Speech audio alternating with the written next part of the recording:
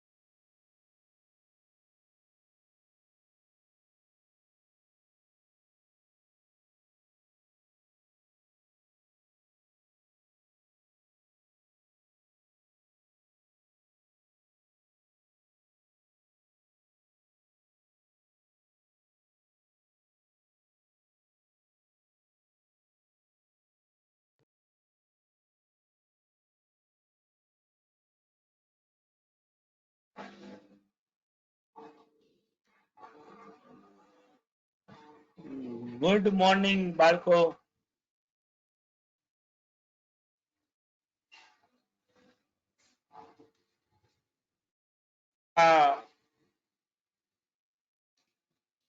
ગેઝેટભાઈ, અવાજ આવે છે ને બધાને?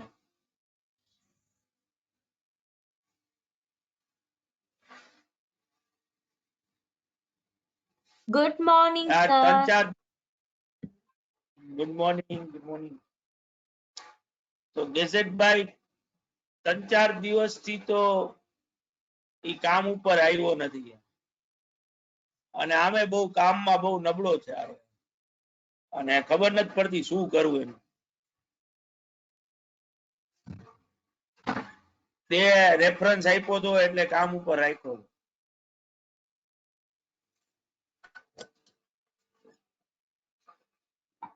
આવા માણસોને તું અમને બટકાવી દેજો મફતનું. તારા પર ભરોસો રાખીને એક તો રાઈટ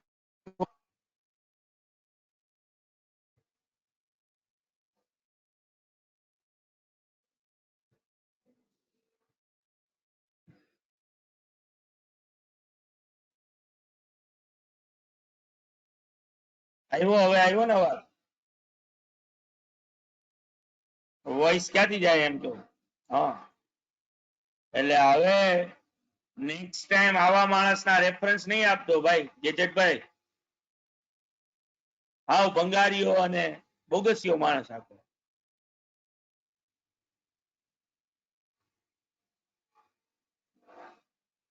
બરાબર સમજી ગયો ને?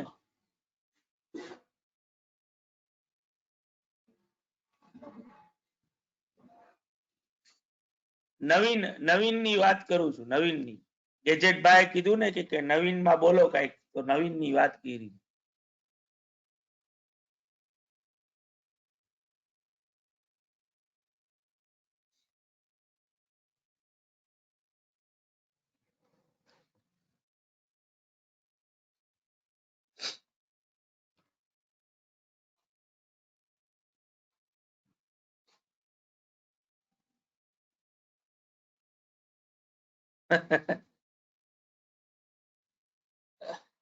ઓલ રાઈટ બાળકો.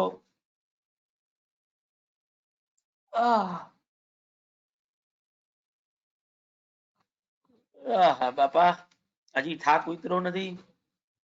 આ લેક્ચર લેવો પડે છે. તમે જ કાલે કીધું હતું કે કાલે રજા હશે. મેં તો કીધું હવે અંકુર કે ના લેવો જ પડે લેક્ચર આખો છે. મેં લીધો તો તું એ લે. એટલે પછી વાહ સર, તમારું સારું હો. સર અમે કોઈને નહીં કહીએ, રહેવા દ્યો. ના ના તમે આટલા બધા અંકુર સર તો એમ કહેતા હતા કે ઉદયપુર સર ને કે અમારે લેક્ચર લેવો હોય એમ કહેતા હતા. હા એ જ. હા ઈ જ કહું છું સર. તમે બધા એકબીજા ઉપર ખો દીધા કરો છો. અંકુર સર તો એમ કહેતા હતા કે તમને નો મળે ને તને નો મજા આવે. હા ઈ સાચી. એટલે હજી બોલવા જ ફોર એમ મને બોલવા જ નથી દીધું. તો કહું છું કે પછી મેં વિચાર્યું કે આજે તમને લોકોને મળીશ નહીં તો મારો દિવસ કેમ નીકળશે. સર મળ્યા હતા પછી સર હવે તો મળી લીધું ને. કઈ વાંધો નહીં. આટલી મસ્તી નહીં, હવે મળાઈ ગયું. ચાલો સર હજી કેન્સલ કરી શકો છો તમે, ટાઈમ છે. હા સર, આમ પણ તમને થાક લાગ્યો છે ને અમને થાક લાગ્યો છે. હજી શું છે? વાત તો તારી સાચી યાર, પણ આમ મજા નહીં આવે મને. મારો પછી દિવસ નો નીકળે હા ને સર, યાર. થાક લાગ્યો છે. અમે હજી નીંદરમાં જ છીએ સર. સર બહુ એટલે અને બહુ પાછા જ. આટલું તમે અત્યારે જો મારા સહિત 64 જણા છો, કાલે એમાંથી તમે મળ્યા તો મને ખાલી 10 જણા જ, બાકીના 54 જણાને તો હું મળ્યો જ નથી. એટલે એ રીતે એ લોકો માટે તો 2-3 દિવસ થઈ જાય યાર મારે, તો મેળ જ ન પડે. ના ના સર, વાંધો નહીં, વાંધો નહીં. તમે આરામ કરી સર એ હા લોકોને સર, જો હવે સર, હવે જવાબ મળાઈ દે ગયું. કે આરામ છે. કરી લ્યો. આરામ હું તો કરી કાલની લો. કહેતી હતી એમ નહીં સર, કાલે ટીટી મોકલું ને, હું તો ત્યારની કહેતી હતી કે કાલે આરામ કરી લ્યો, નથી જોતા લેક્ચર. ના ના હોય તારી બીકે તો મેં ટીટી બનાવ્યું. આપણે તો આરામ કરીને થાક્યા ને. એમ નહીં, એવો દિવસ ક્યારથી આવવા માંડ્યો કે મારાથી કોઈ બીવે? બધાય તારાથી બી ભાઈ. એ તો સર સેમ. લેક્ચર રાખતા નથી તમે. હા, રખડવા જાવ છો તો અમને લઈને, એટલે અમે આવ્યા નહીં એટલે તમે દિવસનો લેક્ચર સર ગયો. એમ નહીં, એવો દિવસ તો કેદી આવશે કે હું કેવા જઈશ કે તમે લેક્ચર નથી રાખતા? ના ના એવું એટલે જ ઈ તને કેવા જ નથી દેવું અમારે. પણ સર ઈ કેસે જ નહીં ક્યારેય. પછી હા, ક્યાંથી એમ જ કહું છું કે હું ક્યારેય કહીશ જ નહીં એમ. હવે તો માની ના ના સર, એકવાર સૂરજ ભલે વેસ્ટ માંથી ઉગી જાય પણ હું કોઈ દી કેવા નહીં જાઉં કે લેક્ચર કેમ નથી રાખ્યો. સાચી વાત છે. હવે તો ઝાબિયાએ કન્ફર્મ કરી દીધું, હવે તો કરી દો સર. સર તમારે માનવું પડે હો હવે તો. કાકુ ઊભી રહે. હવે પેલા હું એક કામની વાત પૂછી લઉં. ઊભી રહે. ક્યાં ગયો અલય? Yes sir. બકા મારે આ લેપટોપમાં સ્ક્રીન રેકોર્ડ કરવી હોય હા કોઈ સેકન્ડની કે એની કાંઈ, તો મારે શું ખાલી કંટ્રોલ આર જ દબાવવાનું, શું કરવાનું? ઈ તો સર ઝૂમ માં એવું થાય છે, એટલે તમારે કોઈ પણ એપમાં કે એમને સ્ક્રીન રેકોર્ડિંગ કરવું છે? ના, માન કે અત્યારે એક વેબિનાર જે છે ને એ જોઈન કરવાનો છે. હવે એ Okay. વેબિનાર હું તો લેક્ચરમાં હોઈશ. ઓકે પેરેલલ મારા બીજા લેપટોપમાં એ વેબિનાર ચાલતો હોય તો મારી હા. રેકોર્ડ છે એ કાંઈક એ લોકો રેકોર્ડિંગ નથી મોકલવાના. ઓકે તો ઈ તો રેકોર્ડ થઈ શકે, સ્ક્રીન રેકોર્ડ કોઈ હા પણ સર. લેપટોપ થઈ શકે? હા કોઈ પણ લેપટોપમાં થઈ શકે. અને એટલે ઈ તમારે જોઈન શેમાંથી કરવાનું છે, કયા પ્લેટફોર્મમાં છે ઈ? એ તો જોવું પડશે. હવે હજી લિંક આવી નથી, હવે આવશે ત્યારે ખબર પડશે. 11 વાગ્યાથી છે ઈ. ઓકે લાઈવ 11 વાગ્યાથી છે, એટલે કયા પ્લેટફોર્મ પર લેવાનો છે એનો કોઈ હજી મેસેજ આવ્યો નથી. પણ આઈસીઆઈ નું છે એટલે કઈક હશે વિચિત્ર પ્લેટફોર્મ જ. એમ નહીં સર, પણ તમારે Okay. જો વેબિનાર અટેન્ડ કરવાનો છે તો પછી એમાં જ કરી તમારે રેકોર્ડ કરવું શું કામ છે? એટલે જ આપું એમ. સર તો એમાં એમ જ કરવું પડશે મને આમાં. ત્રાસ મળે તો હું તમને ત્રાસ આપું ને એના કરતા એમ. સર એ લોકોનો ઝૂમ માં જ હા હશે. સર હા, ઉચ્ચ વિચાર. એ કંટ્રોલ આર સર કરીને જ અમારા જેવા કરવાનું છે ને માસૂમ એમાં. બાળકો ઉપર આવું ન કરાય. હા, ના કાલે સર એમ નહીં થાય સર. હા હેલો. ના એમ નહીં હા, થાય સર. એમાં કેવું છે કે જો ઝૂમમાં આમાં લેપટોપમાં જે સ્ક્રીન રેકોર્ડર્સ આવે છે ને, ઈ જે સારા હોય છે ને ઈ બધા પેઇડ હોય છે, અને જે ફ્રી હોય છે ને ઈ સાવ ભંગાર હોય છે. કોકમાં સાઈઝ બહુ મોટી થઈ જશે ને કોકમાં સ્ક્રીન રેકોર્ડિંગ સાવ ખરાબ થશે. એટલે સૌથી સારું છે ને આ ઝૂમ જ છે. મેં ઓછામાં ઓછા 20 કે 25 જેટલા સ્ક્રીન રેકોર્ડર ટ્રાય કરી લીધા છે આ લેક્ચર હા. રેકોર્ડ કરવા માટે, પણ સૌથી સારો રિસ્પોન્સ મને આ ઝૂમ માં જ મળ્યો છે. એટલે તમારે જો ઝૂમ માં મીટિંગ હોય ને તો એવું કરજો કે આ ઝૂમ જે એપ છે એ ડાઉનલોડ કરી લેજો, અને એ એ તો છે જ. ડાઉનલોડ જે હા તો એ જે એપ્લિકેશન હોય એમાંથી તમારી એક મીટિંગ સ્ટાર્ટ કરજો, જેમ તમે અમારા બધાના લેક્ચરમાં કરો છો એમ, અને એમાંથી સ્ક્રીન શેર કરજો. તમારી જે લેપટોપની આખી સ્ક્રીન હોય ને એ કોઈ પણ એક પીપીટી કે એવું કાંઈ નહીં, જે વેબિનાર હોય એનું પણ તમે ક્રોમમાંથી ક્યાંયથી જાઓ તો ઈ એક નહીં, જે આખું સ્ક્રીન ઉપર જે હોય ઈ જ શેર કરજો. અને બીજું જો ઝૂમમાં જ હોય તો ક્રોમમાંથી ઝૂમની જે વેબસાઇટ હોય ને વેબસાઇટમાંથી લેક્ચરમાં જાજો. સમજી ગયો. એટલે એમ નહીં, લેક્ચર આ જે લોજિક કે છો તું સ્ક્રીન ઓલા, ઈ તો હું મારા લેપટોપ ઉપર ગમે એ હાલતું એવું ઝૂમ ની મીટિંગ લોન્ચ કરીને હું એનું સ્ક્રીન શેર કરી નાખું તો થઈ જ જાય ને એમ. હા થઈ જ જાય સર, થઈ જ જાય. બરાબર ને? તો પછી કોઈ એમાં માં જ હોય તો એવું કઈ જરૂરી છે નહીં. ઈ તો ભાઈ ગમે તે ચાલતું હોય, મારે ખાલી ઝૂમ માં જઈને મીટિંગ ચાલુ કરવાની, સ્ક્રીન જે મારા સ્ક્રીન ઉપર આવી રહ્યું છે એનું સ્ક્રીન શેર કરી નાખો એટલે પૂરું થઈ ગયું ને. હા પૂરું થઈ ગયું. પણ એક આ ધ્યાન રાખવું પડશે કે જો તમે આમાં ઈ લોકોનું ઝૂમમાં જ હશે વેબિનાર, તો તમે તમારો જે એપ્લિકેશન છે એમાંથી બે નહીં કરી શકો. તમે જોઈન ને ન્યુ મીટિંગ બે એક સાથે નહીં કરી શકો. એટલે તમારે બરાબર. જોઈન ક્રોમની વેબસાઇટમાંથી થવું પડશે. એટલે એમાં તમે જોઈન થઈ ગયા, તમારે સ્ક્રીન ઉપર ઈ ચાલે છે, અને બાકી તમારું જે હા હા. એપ્લિકેશન છે ઝૂમ એમાંથી સ્ક્રીન હમ. શેર કરી દેવાની. એટલે તમારા સ્ક્રીન ઉપર ઓલો વેબિનાર હશે, ક્રોમ વાળી સ્ક્રીન હશે, ક્રોમ નું ટેબ હશે, સમજી એટલે ગયો. ઈ આખું રેકોર્ડ થઈ જશે. અને ઈ રેકોર્ડ ઓહ, કરવામાં ખાલી એક આ જે શેર સાઉન્ડ નું ઓપ્શન હોય ને ઈ કરજો, એના વગર કઈ સાઉન્ડ નહીં આવે. શેર સાઉન્ડ નો ઓપ્શન કરવાનો ને ભેગો. હા આપણે ન્યુ શેરિંગ સ્ક્રીન શેર કરીને એમાં જ શેર સાઉન્ડ નો ઓપ્શન આવશે, એની ઉપર ઓકે. એક ક્લિક કરી દેવાનું, બસ બીજું કાંઈ નહીં, એક ક્લિક કરવાનું રહેશે.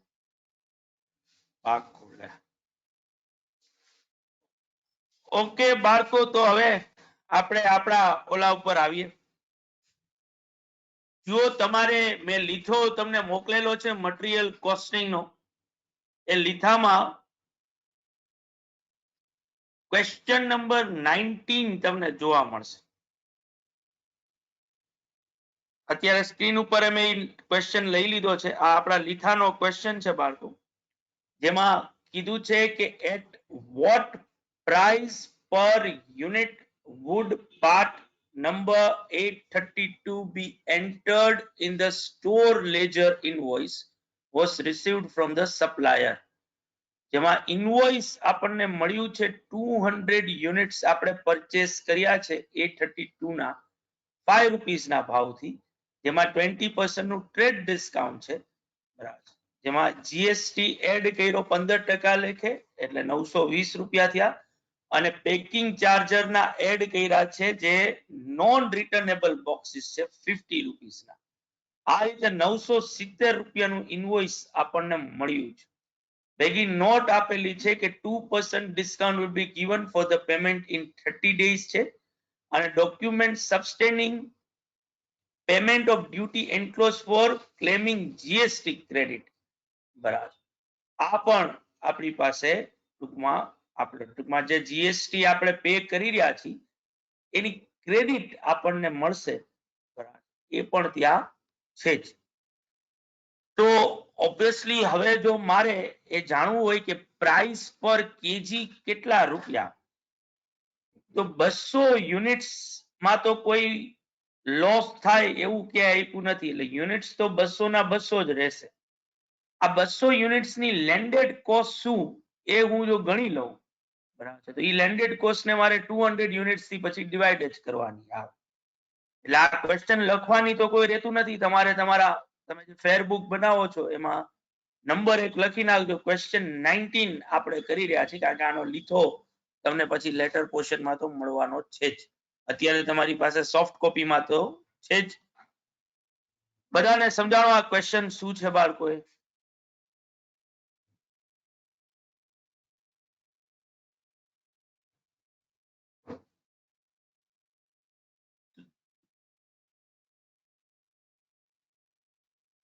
તો હવે જો આ ક્વેશ્ચન ને આપણે ગણીએ, ફરીથી જોઈ લેજો ભાઈ. 200 યુનિટ્સ પરચેસ કર્યા છે 1000 ના ભાવથી, 20% નું ટ્રેડ ડિસ્કાઉન્ટ એમાંથી લેસ કર્યું, જીએસટી ના એડ કર્યા છે, અને પેકિંગ ચાર્જીસ એડ કર્યા છે 50 રૂપીસ.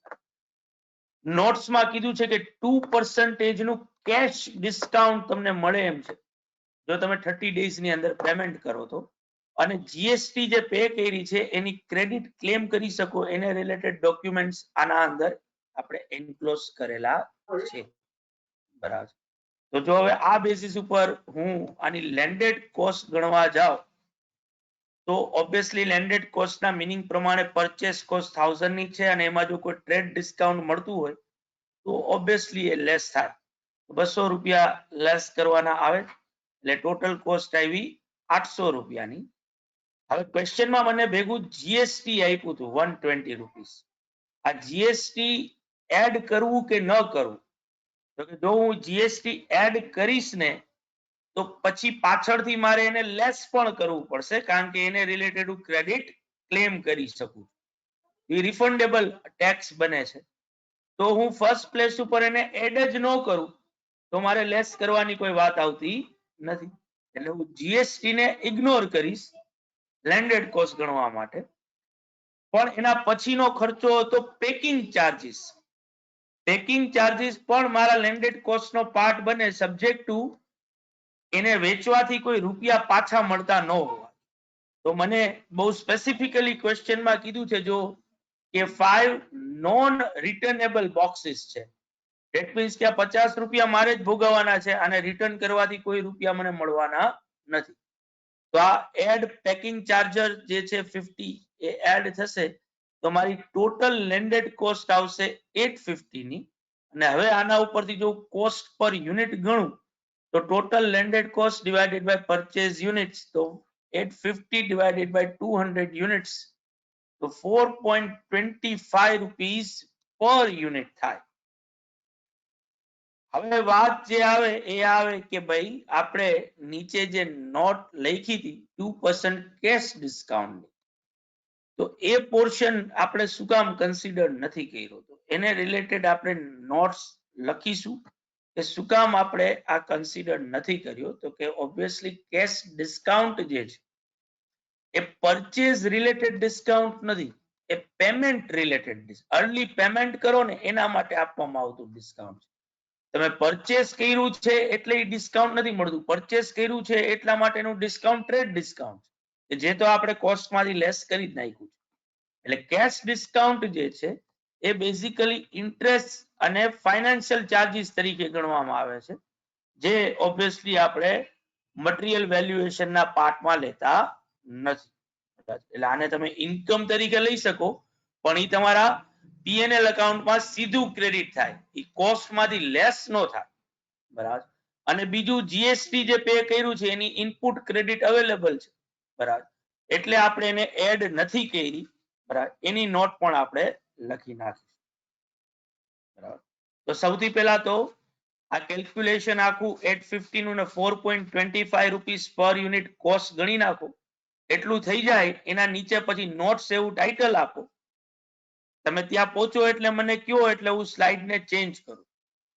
આ ક્વેશ્ચનમાં કોઈને ન સમજાણું હોય તોય મને પૂછી લ્યો, તો આપણે ડિસ્કસ કરી લઈએ.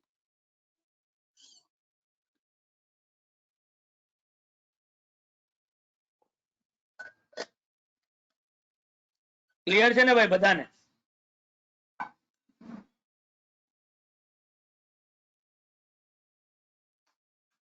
તો આટલું લખી નાખો પેલા તો.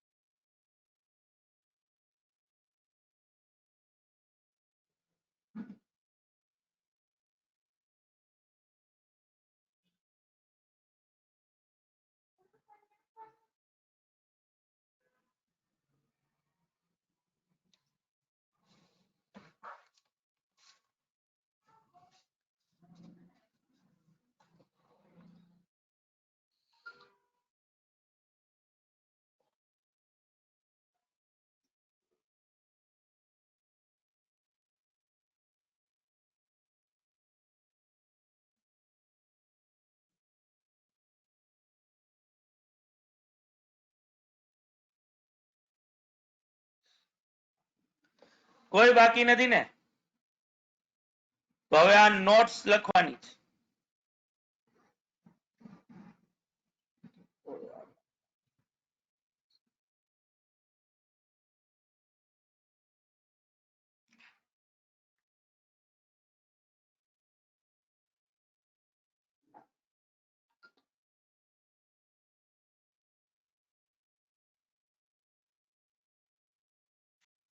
સર થઈ ગયું ભારતી ઓલી દબાવાઈ ગઈ. આવી ગઈ જો પાછી.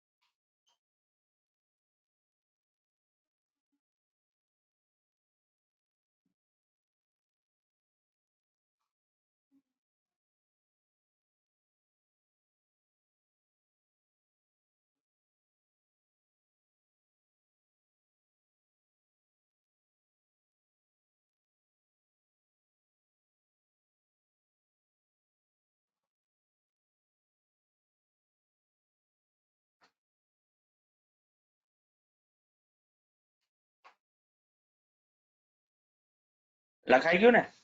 ઓકે.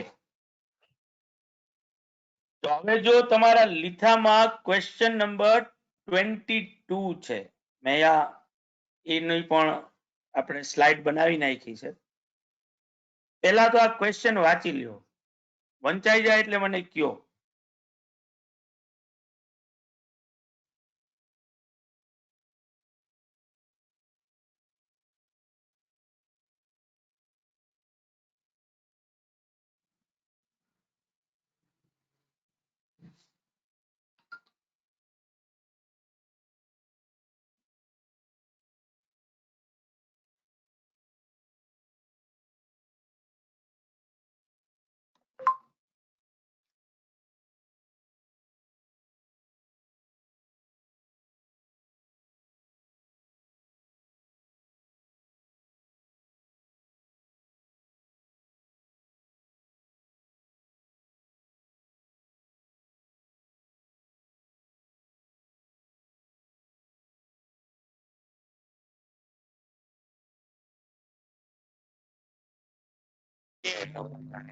ખાલી એક જ માથાકૂટ છે અત્યારે, એ 40 મિનિટની થશે, એવરી 40 મિનિટ નવી મીટિંગ લોન્ચ કરવી પડશે.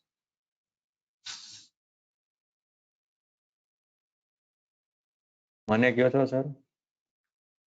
ના ના, ઓલા વેબિનાર નું બકાવલું કરવાનું હતું ને એટલે. ના સર, એમાં તમે ખાલી એક હો એટલે એ 40 મિનિટનું ન થાય, એ અનલિમિટેડ જ રહે ટાઈમ. Okay, 3 એવું જણા છે. હોય ત્યાં સુધી 40 મિનિટનો ટાઈમર નો આવે. હા, 4 જણાથી ટાઈમર આવે 40 મિનિટનો. ઓકે, બાકી એમને એમ ચાલુ રહે એમ? શું વાત છે? હા, બાકી એમને એમ ચાલુ રહે આમાં. અને તમે જે તમારી મીટિંગ લોન્ચ કરશો ઝૂમ ને, એમાં તો તમે એક જ હશો એટલે એ હા, ચાલુ એમાં જ તો રહેશે. Okay okay. તો બાળકો, આ ક્વેશ્ચન 22 તમે જો વાંચો તો તમને ખ્યાલ આવશે કે આપણે આવો એક ક્વેશ્ચન કરી ચૂક્યા છે. જે સૌથી પહેલો ક્વેશ્ચન જ ગણ્યો આપણે, કે જેમાં કેમિકલ એ અને કેમિકલ બી હતું. અહીંયા એની જગ્યાએ કેમિકલ સી, એક વધારાનું કેમિકલ આવી ચૂક્યું. બરાબર છે. ત્યાંય તમને સેલ્સ ટેક્સ આપ્યો તો ત્યાં કસ્ટમ ડ્યુટી હતી, એની જગ્યાએ અહીંયા સેલ્સ ટેક્સ છે. અને ત્યાંય રેલવે ફ્રેટ હતું. બરાબર. પણ ત્યાં જે નહોતું, ત્યાં ટ્રાન્ઝિટ લોસ ત્યાં પણ આપેલો હતો. બરાબર. પણ ત્યાં જે નહોતું એ કાર્ટેજ પેડ અને એન્ટ્રી ટેક્સ જે છે એ બે વધારાના ખર્ચા ત્યાં નહોતા આપ્યા. ત્યાં પ્રોવિઝન ફોર ડિટોરિએશન હતું 2%, જો તમને યાદ હોય તો. અહીંયા એની જગ્યાએ 5% હતું. આપણે કેમિકલનું રેટ ઓફ પ્રાઇસિંગ ગોતીને દેવાનું છે. એટલે આપણે, તમે યાદ કરો, આપણે 3 ટેબલ્સ બનાવ્યા હતા. પહેલું ટેબલ હતું કેલ્ક્યુલેશન ઓફ લેન્ડેડ કોસ્ટ, કે ટોટલ કોસ્ટ, જેમાં particulars, basis, ratio, total, chemical A, chemical B અને હવે કેમિકલ સી. આ પહેલું ટેબલ હતું. બીજું ટેબલ બનાવ્યું હતું આપણે કેલ્ક્યુલેશન ઓફ પરચેસ ક્વોન્ટિટી. બરાબર. જેમાં પર્ટિક્યુલર્સ એબીસી ની આપણે પરચેસ ક્વોન્ટિટી ફાઇન્ડ આઉટ કરી હતી. અને પછી ત્રીજું ટેબલ બનાવ્યું હતું કોસ્ટ પર કેજી, કે જેમાં પછી પરચેસ કોસ્ટ ને પરચેસ ક્વોન્ટિટી થી ડિવાઈડ કરી એટલે આપણને મળ્યું. બરાબર છે ને બાળકો?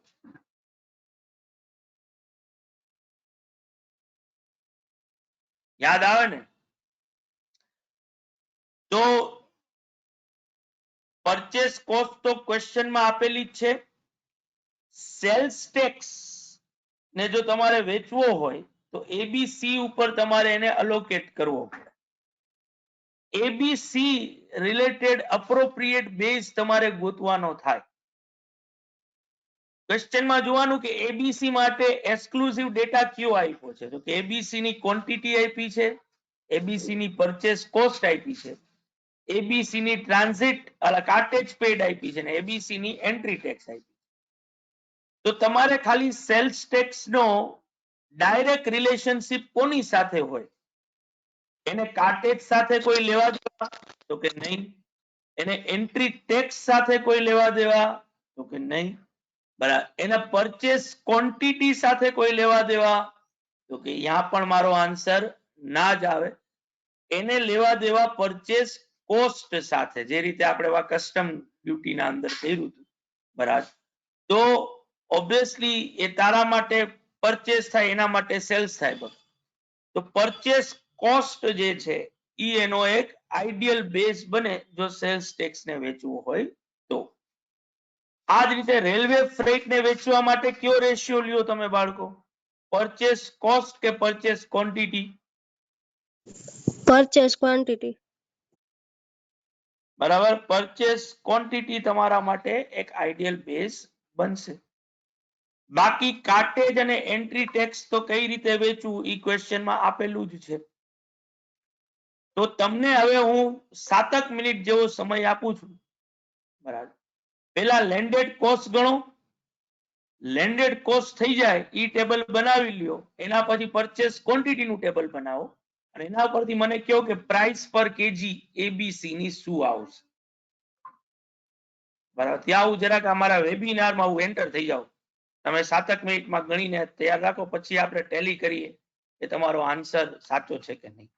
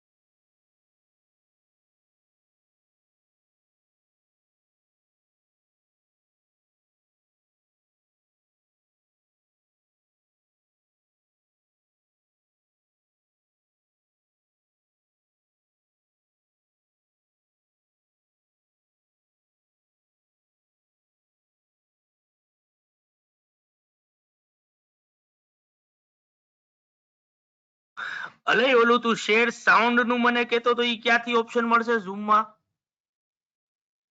ઈ સર તમે ન્યૂ શેર કરશો એટલે સ્ક્રીન શેરિંગ સ્ટાર્ટ કરશો ને એમાં જે ઓલું પોપઅપ વિન્ડો જેવું આવે ને એમાં નીચે લેફ્ટ સાઈડ હશે. ઓલા Share 3 sound. ટપકા. ના અહીંયા ટીક કરવાનું હશે. શું કરવાનું હશે? ટીક કરવાનું હશે. એ ક્યાં મળશે મને એક્ઝેક્ટ? એક્ઝેક્ટ તમે અત્યારે ઝૂમ મીટિંગ તમારી લોન્ચ કરી રાઈટ? હા લો મેં શેરે કરી નાખ્યું ઓલું ઈ ચાલુ થઈ ગયું. હા એટલે અને તમે જે રેકોર્ડિંગ શેર દબાવી કર્યું દીધું ને મેં. હા પણ એમાં સાઉન્ડ નહીં થાય એટલે તમે જે શેર કર્યું ને અત્યારે પાછું ન્યૂ શેર માં જાઓ. હા ન્યૂ શેર માં સૌથી ટોપ લેફ્ટ કોર્નર માં સ્ક્રીન આવશે. ઓકે. હા, અને એ સ્ક્રીન ની નીચેની જ લાઈનમાં લેફ્ટ ડાઉન કોર્નરમાં એમાં અહીંયા શેર સાઉન્ડ હશે.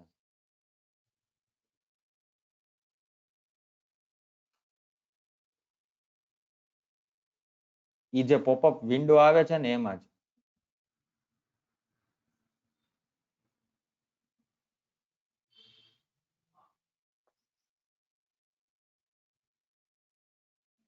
જ્યાં બધા અલગ અલગ ટેબ્સ દેખાડેલા હોય છે ને કે તમારે જે ગો ટુ મીટિંગ હોય તો ઈ શેર કરવું છે કે સ્ક્રીન શેર કરવું છે કે ઝૂમ શેર કરવું. ક્લિક કરી નાખ્યું ત્યાં.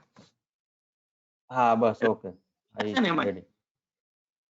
હા બરાબર? હવે સાઉન્ડ થઈ જશે. હા હા એટલે તમે આ જે ન્યુ શેર કર્યું ને ન્યુ શેર માં પાછું લાસ્ટમાં શેર કરવું પડશે. ઓલું જે જૂનું હતું એમાં ચેન્જ નહીં થાય, આમાં જ કરવું પડશે. એટલે હવે તો મેં ખાલી ન્યૂ શેર માં જઈ અને શેર સાઉન્ડ કરી દીધું ને ઓલી સ્ક્રીન શેર કરી નાખી. હા બસ તો થઈ જશે. એટલે પાછું જે લાસ્ટમાં જે બટન ડાઉન રાઈટ કોર્નરમાં જે ડાઉન રાઈટ કોર્નરમાં જે શેર નું ઓપ્શન હોય છે ઓલા પોપઅપ વિન્ડોમાં એમાંથી જ કર્યું ને પાછું. હા, ન્યૂ શેર નો ઓપ્શન જે હતો ને એના પર ક્લિક કર્યું મેં. એટલે બધી અલગ અલગ સ્ક્રીન આવી ઓકે. ગઈ. હા પછી આવી ગયું option. પછી ઓલો ઓપ્શન જ આવી ગયો સર કે નથી. ભાઈ પછી ઓલો ઓપ્શન જ આવી ગયો મને એમ કહું છું. હા બસ ઈ જ કરવાનું.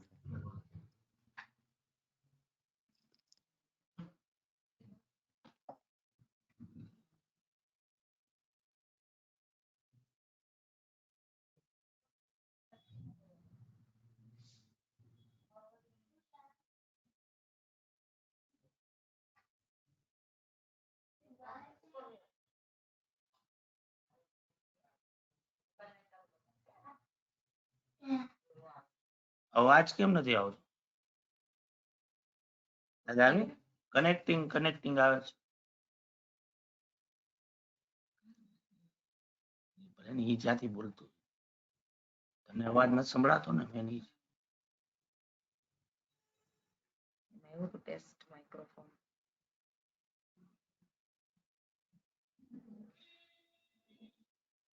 માઇક્રોફોન જ હજી કનેક્ટ કર્યું કમ્પ્યુટર ઓડિયો નીચેથી થઈ કેમ ગયો ઓપ્શન એક તો અહીંયા જતો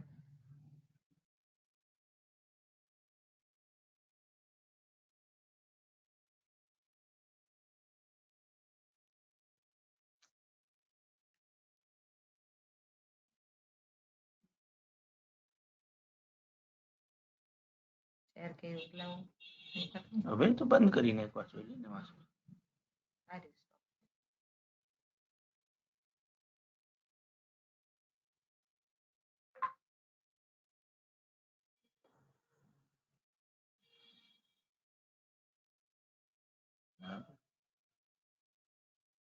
સ્વાદ આવ્યો.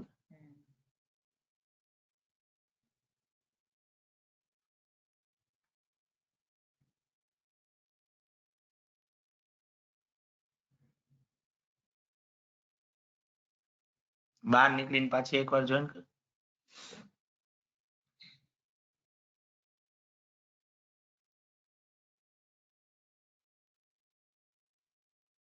ચાલે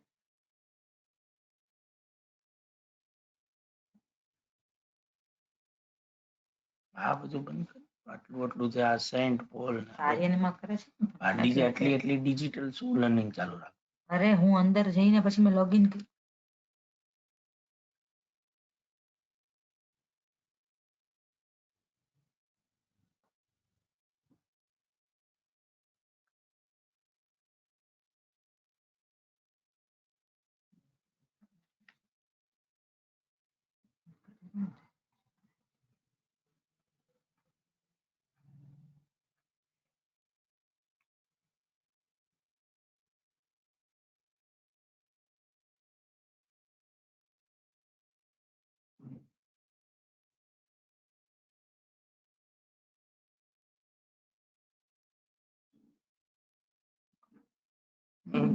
શું છે યુઝ કમ્પ્યુટર ઓડિયો માં ક્યાં ઓપ્શન છે? હા બસ બીજા હા.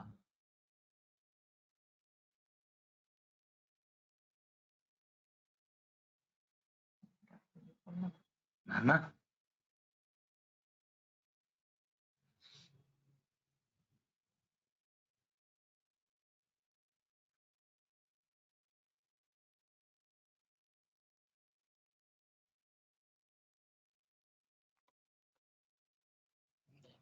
introduction આપેલા. To be part of this gathering for the simple reason that I worked in the bank for 15 years before joining Finacle. So I know what audit is. I acknowledge the importance of fraternity in forcing the banks to exercise due diligence. Somehow, I am always of the opinion that this type of events or training programs should happen as frequently as possible. Of course, we can make this happen.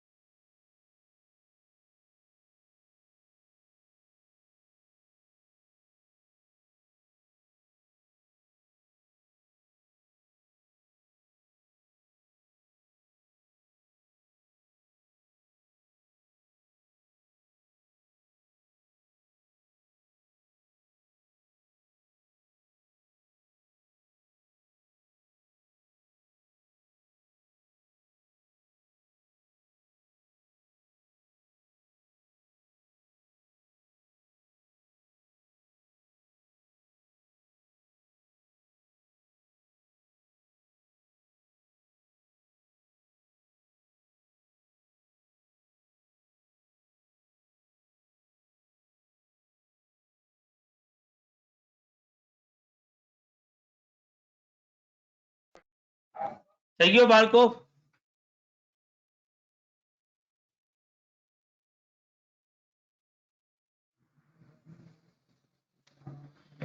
શું આવ્યો answer તમારો? તો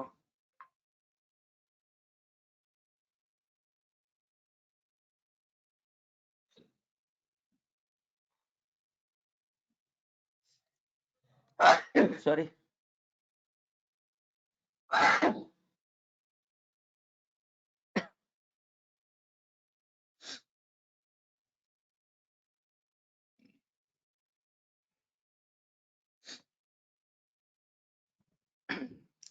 શું આવ્યો answer ભાઈ?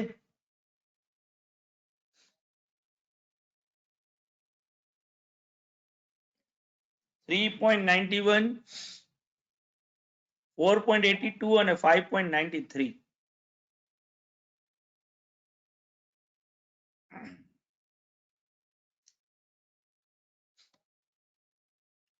તો આ cells tax ને મેં તમને કીધું કે તમારે પરચેસ કોસ્ટ ના રેશિયોમાં વેચવાનું છે, ફ્રેટ ને ક્વોન્ટિટી ના રેશિયોમાં વેચવાનું છે. કાર્ટેજ ઓલરેડી જે છે એ તમને રૂપીસ સેન્સમાં આપેલી જ છે, એટલે સીધી કોપી પેસ્ટ જ કરવાની થાય. એન્ટ્રી ટેક્સ તમને 10 પૈસે પર કેજી કીધું છે. 3000, 5000 અને 2000 કેજી પરચેસ કર્યા છે, બરાબર. એમાંથી 200, 280 અને 100 નો ટ્રાન્ઝિટ લોસ થયો છે. એટલે દિલ્હી પહોંચતા પહોંચતા કેમિકલ A 2800 થઈ ગયું હોય, કેમિકલ B 4720 થઈ ગયું અને કેમિકલ C 1900 થઈ ગયું. એના 10 પૈસે તમે લગાડો તો તમારો એન્ટ્રી ટેક્સ મળે. આવું કેટલા લોકોએ કર્યું ભાઈ?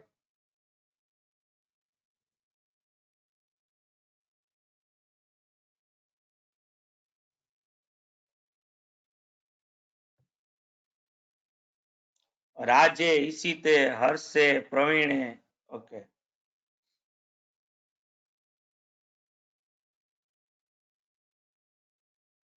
પ્રિયાએ કર્યું છે આવું. તો આ સાવ ખોટું પડે બાળકો, જો તમે આવું લોજિક ચલાવ્યું હોય એન્ટ્રી ટેક્સ ગણવા માટે. એટલા માટે કારણ કે તમે એમને આપણે બીજા કોઈ રીતે ન વિચારે, તમે એમને પ્રેક્ટિકલ પોઈન્ટ ઓફ વ્યૂ થી વિચારો કે આજે એક ટ્રક દિલ્હીમાં એન્ટર થઈ રહ્યો છે, સે ફોર એક્ઝામ્પલ, બરાબર, તો દિલ્હી બોર્ડર ઉપર ઓલો ભાઈ જે બેઠો હોય ટોલ નાકા વાળો, એ ટ્રક ઉપર ચડી અને શું ક્વોન્ટિટી ને વેરીફાઈ કરવા જાય કે આ ટ્રકના અંદર કેટલા કેજી પડ્યા છે કેમિકલ, એના કેટલા કેજી બી ના છે, કેટલા કેજી સી ના છે? તો કે ઓબ્વિયસલી નહીં, કારણ કે જો આવું કરવા જાય તો દિવસમાં ખાલી 2 કે 3 જ ટ્રક ત્યાંથી પાસ થઈ શકે. ડ્રાઈવર પાસે ટ્રકના અંદર જે સામાન પડ્યો છે ને એની ઇનવોઇસ કોપી હોય, અને ઇનવોઇસ ના અંદર કેમિકલ એ એનું ચલણ જ હોય એની પાસે. કેમિકલ એ બી અને સી જે છે એ 3000 5000 ને 2000 કેજી લખેલા. એન્ટ્રી ટેક્સ એના ઉપર જ ભરવાનો. એમાં કેટલો ટ્રાન્ઝિટમાં લોસ થયો, શું થયો, એનાથી આપણે કોઈ લેવા દેવા અપરન્ટલી રહેતા નથી. બરાબર, એટલે જો અરે કેમ ફરતું નથી?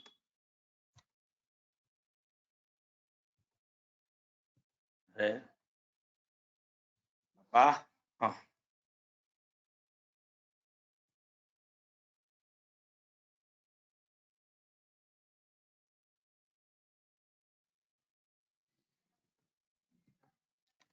એટલે જો આપણે ટેબલ બનાવીએ ને તો એ ટેબલ કંઈક આવું મળે તમને. જો પરચેસ કોસ્ટ ઓલરેડી ગિવન છે એટલે બેઠી કોપી પોસ્ટ કરવાની આવે. સેલ્સ ટેક્સ પરચેસ કોસ્ટ ના રેશિયોમાં વેચો તો 630, એ જ રીતે 950 અને 475. ફ્રેટ પરચેસ ક્વોન્ટિટી ના રેશિયોમાં વેચવાનું આવે તો 300 500 200. કાર્ટેજ ગિવન જ છે એટલે કોપી પેસ્ટ જ કરવાનું છે, કાર્ટેજમાં કોઈ બીજું ટેન્શન નથી લેવાનું.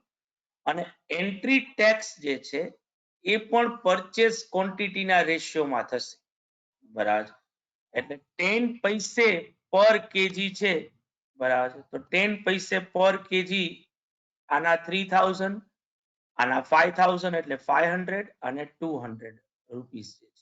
એટલે તમને ઓવરઓલ કોસ્ટ આટલી મળવી જોઈએ. જો ન મળી હોય તો સુધારી લેજો બાળકો.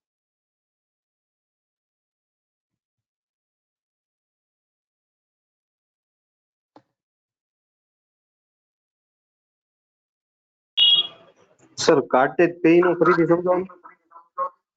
કાર્ટેજ પે નું કઈ કરવાનું જ નથી, કાર્ટેજ તો આપેલી જ છે ને ક્વેશ્ચન માં, કેટલી કાર્ટેજ ટૂંકમાં એનો ખર્ચો કાર્ટેજ પાછળ કેટલો થયો છે એ ક્વેશ્ચન માં જ આપ્યો છે. 270 છે, 650 છે ને 300 રૂપિયા છે, બરાબર.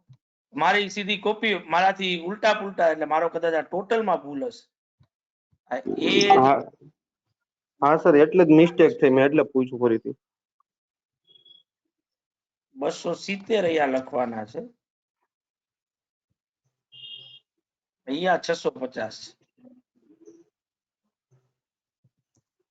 તો હવે હું ટોટલ જો કરું 14480 નહીં થાય, કેટલો થશે ટોટલ ભાઈ? 1400. 14100. હા, 21600. 21600. હા આ તો બરાબર છે. 10700. હા સર. જો આ મળ્યું હોય તમને તો હવે તમારે લખવાનું આવે કેલ્ક્યુલેશન ઓફ પરચેસ ક્વોન્ટિટી, જેના અંદર પરચેસ આપણે કર્યું છે એના કઈક 3000 કેજી, બી માં 5000 કેજી અને સી માં 2000 કેજી, બરાબર. એમાંથી આપણે લેસ કરવાનું થાય ટ્રાન્ઝિટ લોસ. એના કેટલા કેજી ભાઈ?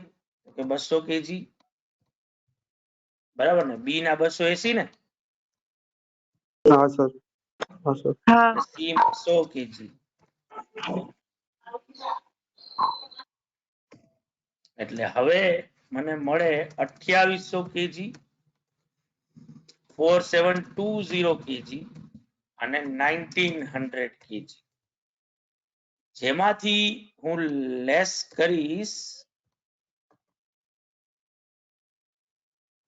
provision for deterioration 5% છે તો 40 kg 236 kg અને 95 kg એટલે હવે મને નેટ પરચેસ ક્વોન્ટિટી મળે 2660 kg એ જ રીતે અહીંયા આવે 4484 kg જો મારો ટોટલ ખોટો ન હોય તો અને 1805 kg સાવ સાચું લખ્યું બાળકો મેં આ?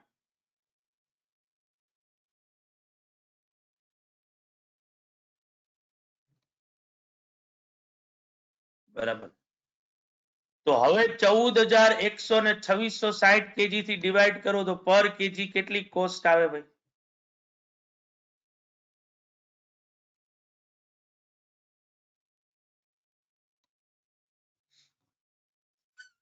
પર કેજી કેટલી થાય? 5.3. એ જ રીતે બી ની કેટલો આન્સર આવે?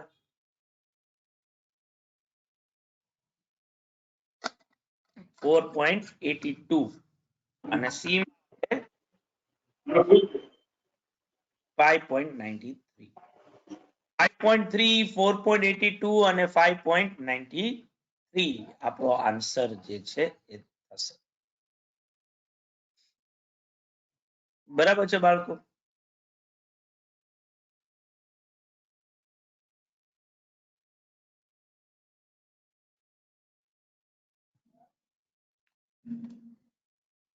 તો આ ટોપિક નો આપણો છેલ્લો ક્વેશ્ચન છે એ પણ તમારા લીથામાં આપેલો છે જેનો નંબર છે 24.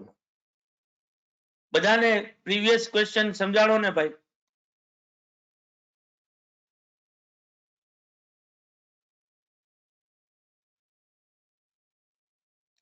તો ક્વેશ્ચન 24 આપણને કે છે સર ઓકે ભાઈ કોણ હતું? હા અલયભાઈ અલય બોલ બકા. હા સર આની જે આન્સર ની જે 2 સ્લાઇડ છે એ કરી નાખો ને એટલે એકવાર ફોટો લઈ લઉં. બનાવ્યું નથી તો? ના બનાવ્યું છે પણ મારે મિસ્ટેક છે એટલે કરેક્ટ કરવાનું. Okay thank you sir. Next કરી દો. Thank you sir. તો જો હવે ક્વેશ્ચન 24 છે કે જ્યાં એવું કીધું છે કે company has option to procure a material from two sources. Source 1 assures that defective will not be more than 2% of the supplied quantity. Source 2 doesn't give any assurance, but on the basis of past experience of supplies received from it, it is observed that defective percentage is 2.8%. The material is supplied in a lot. ત્યાં lost થઈ ગયું. In a lot 1000 units. Source 2 supplies the lot at a price which is lower than by 100 rupees as compared to source 1. The defective units of material can be rectified for the use at a cost of rupees 5 per unit. હવે આને apparently તમારા landed cost વાળા concept સાથે કોઈ લેવા દેવા નથી. અહીંયા simply આપણે એક ડિસિઝન લેવાનું છે કે જો મારે મારા મટીરીયલ એનું પ્રોક્યોરમેન્ટ એનું પરચેસ જો કરવું હોય તો મારી પાસે અવેલેબલ 2 સોર્સિસ છે, સોર્સ 1 અને સોર્સ 2, જે in terms of quality wise same material આપે છે. બરાબર. બાકીના બધા ખર્ચાઓ પણ સેમ થાય છે. ખાલી માથાકૂટ એટલી જ થાય ત્યાં કે સોર્સ 1 પાસેથી પરચેસ કરું ને તો ઓબ્વિયસલી એ મને એવી ગેરંટી આપી રહ્યો છે કે જે લોટમાં મેં પરચેસ કર્યું હશે એની લોટ સાઇઝના 2% જેટલું જ એમાં ડિફેક્ટિવ હશે. સોર્સ 2 જે છે એ આવી કોઈ ગેરંટી આપતો નથી. પણ મારા પાસ્ટ એક્સપિરિયન્સ ઉપરથી હું એવું કહી શકું કે સોર્સ 2 પાસેથી જે ગુડ્સ આવે છે એમાં મેક્સિમમ 2.8% જેટલું ડિફેક્ટિવ જે છે એ મળે છે. આ જે ડિફેક્ટિવ ગુડ્સ જે મળે છે એને હું રેક્ટિફાઈ કરી શકું છું, એને સુધારી શકું છું. એના માટે મારે ખર્ચો ઇન્કર્ડ કરવો પડશે, જે 5 રૂપીસ પર યુનિટ છે. બરાબર. એટલે અપરન્ટલી જ્યાં ડિફેક્ટિવ્સ વધારે હોય ત્યાં ખર્ચો વધી જશે. બરાબર. પણ એની સામે બીજું એ છે કે સોર્સ 1 ની કમ્પેરિઝનમાં સોર્સ 2 જે છે એ 100 રૂપીસ જે છે એ ચીપર મળી રહ્યું. બરાબર. તો ઓબ્વિયસલી 100 રૂપીસ નો મને ત્યાં ફાયદો જે છે એ થઈ રહ્યો છે. બાકી બધી કોસ્ટ એક સરખી જ છે. એટલે જો મારે ડિસિઝન લેવું હોય તો જે કોમન કોસ્ટ છે એ બધી તો ઇગ્નોર થાય, કારણ કે તો બે જગ્યાએ એક સરખી જ ઇન્કર થવાની છે. જે રિલેવન્ટ કોસ્ટ આ ક્વેશ્ચનમાં મારા માટે બને ઈ શું હોય તો કે એક તો જે ગુડ્સ જે હું પરચેસ કરું છું એમાંથી જે ડિફેક્ટિવ મળે એને મારે રેક્ટિફાઈ કરવા પડે, અને rectification cost source to source અલગ થાય છે. આ એક મહત્વની વસ્તુ બને. અને બીજી એ થાય કે ભાઈ પરચેસ કોસ્ટમાં મને ફાયદો થઈ રહ્યો છે 100 રૂપિયાથી. આ પણ મારે કન્સિડર કરવું જોઈએ. બધાને ક્વેશ્ચન સમજાણો બાળકો?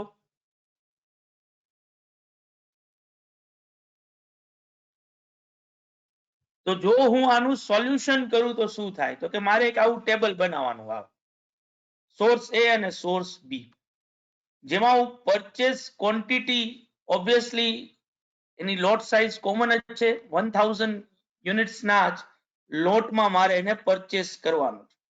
તો જો 1000 યુનિટ્સ પરચેસ કરતો હોઉં તો ડિફેક્ટિવ ક્વોન્ટિટી એમાંથી કેટલી મળે, તો કે સોર્સ એ માંથી 2% જેટલી એટલે 20 યુનિટ્સ, જ્યારે સોર્સ બી માંથી 2.8% જેટલી એટલે 28 યુનિટ્સ. આના નીચે બે અંડરલાઇન્સ કરવાની, આ જે મેં અંડરલાઇન કરેલી છે ને એ બેઝિકલી બે અંડરલાઇન્સ કરવાની છે. બરાબર. હવે જો હું મારી રિલેવન્ટ કોસ્ટ ગણું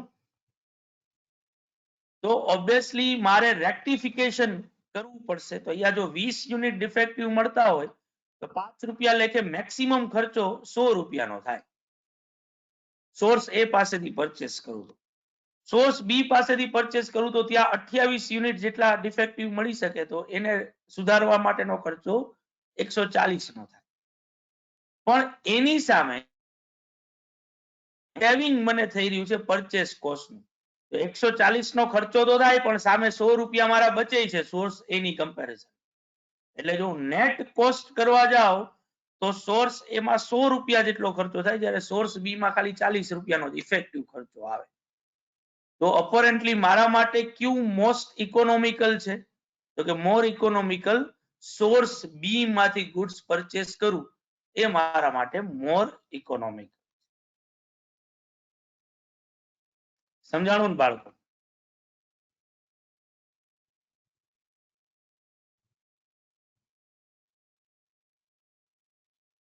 તો આ આન્સર લખી નાખો.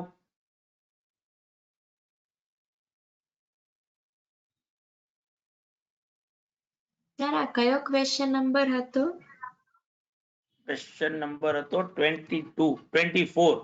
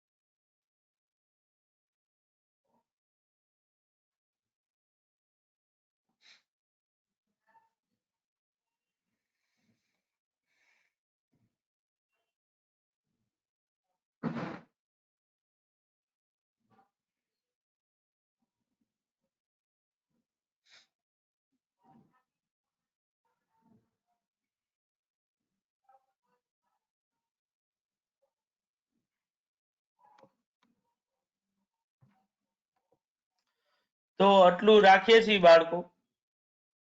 કાલે મળશું ત્યારે આપણે એક બહુ મહત્વની થિયરી ચાલુ કરીશું જેનું નામ છે મટીરિયલ લેવલ્સ, અને એના ક્વેશ્ચન્સ પછી સ્ટાર્ટ કરવાના આવશે.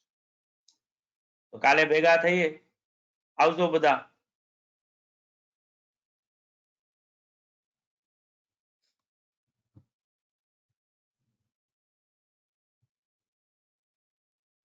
સર મેં ઓલી લીવ કરી નાખી. બોલી જા જલ્દી જલ્દી.